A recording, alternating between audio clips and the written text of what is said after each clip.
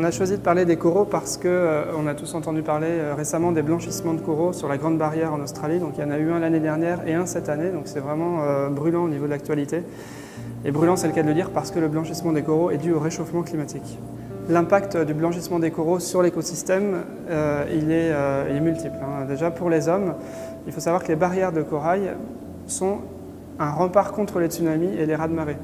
Donc c'est déjà très important de conserver les coraux, ne serait-ce que pour nous, les hommes, pour protéger le littoral. Il faut savoir que les récifs coralliens sont un réservoir de biodiversité, donc c'est extrêmement important de préserver la biodiversité dans le monde entier, et notamment dans les océans, grâce à la préservation des récifs coralliens. Les récifs coralliens sont importants également pour le tourisme, donc il y a certaines zones qui sont impactées parce que du coup il y a moins de coraux, donc il y a moins de tourisme, il y a l'économie qui s'en ressent, et la pêche, évidemment, si on détruit les récifs coralliens, il y a beaucoup moins de pêche qui peut se faire, donc on a toute une économie qui s'effondre.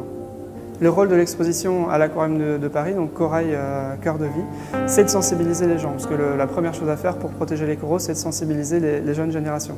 Par exemple, quand il y a un enfant qui arrive à l'aquarium et qu'on lui dit qu'un corail est un animal et qui pond des œufs, tout de suite on suscite la curiosité de l'enfant et on peut lui expliquer des choses, on peut le sensibiliser par rapport à la préservation des coraux.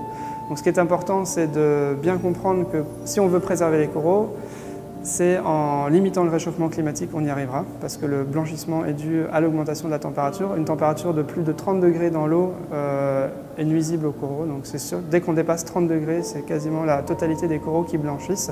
Ça ne veut pas dire qu'ils sont morts tout de suite, si l'épisode de réchauffement climatique dure peu de temps, les coraux peuvent reprendre des algues, des zooxanthelles et se régénérer. Mais au bout de plusieurs semaines, plusieurs mois, si la température est toujours supérieure à 30 degrés, les coraux meurent. Donc pour préserver les coraux, ce qu'on peut faire déjà, c'est créer des aires marines protégées. Donc ça va résoudre les problèmes qu'on a dans certaines zones qui sont dus à la déforestation. Donc dès qu'une forêt est moins conséquente, il y a du ravinement qui se crée quand il y a de la pluie, et donc le ravinement crée beaucoup de sédiments qui arrivent sur les coraux. Et comme les coraux ont besoin de lumière pour pousser, les coraux sont étouffés quand il y a des sédiments dessus et ils meurent. Donc créer des aires marines protégées, déjà dans certaines zones, ça peut être bénéfique pour les coraux.